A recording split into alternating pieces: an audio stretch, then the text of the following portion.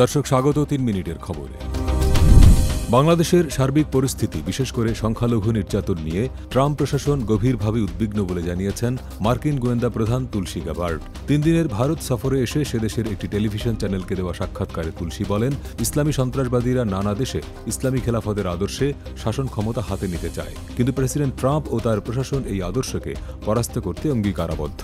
তবে তুলসী গ্যাবার্ডের এই মন্তব্যের নিন্দা জানিয়ে বিবৃতি দিয়েছে অন্তর্বর্তী সরকার। মঙ্গলবার প্রধান উপদেষ্টার প্রেস উইং থেকে পাঠানো বিবৃতিতে উল্লেখ করা হয়েছে, তুলসী গ্যাবার্ডের মন্তব্য বিভ্রান্তিকর এবং বাংলাদেশের ভাবমূর্তির জন্য ক্ষতিকর। বিবৃতিতে বলা হয়, গ্যাবার্ডের মন্তব্য কোনো প্রমাণ বা সুনির্দিষ্ট অভিযোগের ভিত্তিতে নয়, বরং পুরো জাতিকে মোটা দাগে এবং অযৌক্তিকভাবে চিত্রিত করেছে।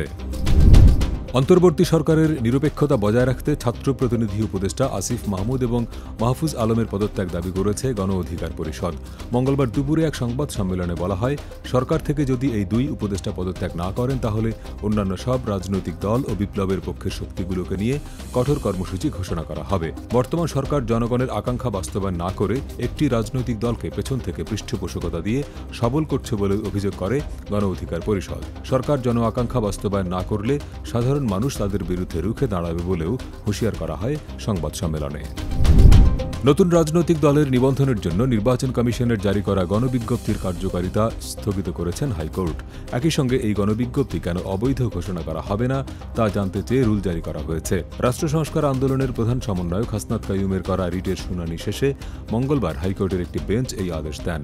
গত 10 মার্চ রাজনৈতিক দলের নিবন্ধনের জন্য গণবিজ্ঞপ্তি জারি করে নির্বাচন কমিশন।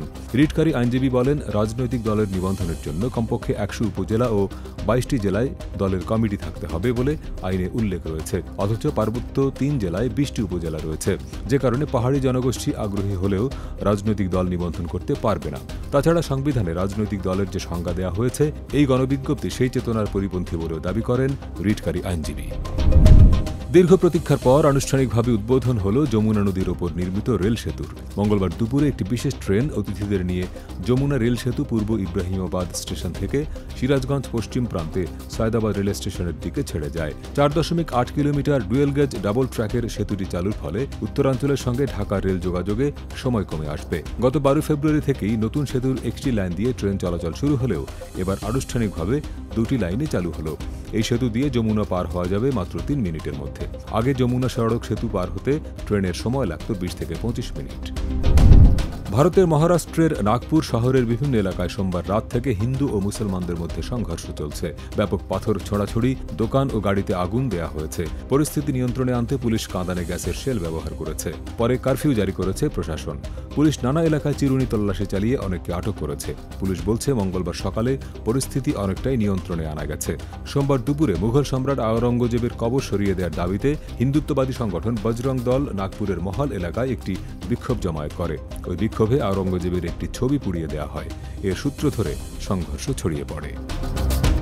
এতক্ষণ সাথে থাকার জন্য ধন্যবাদ।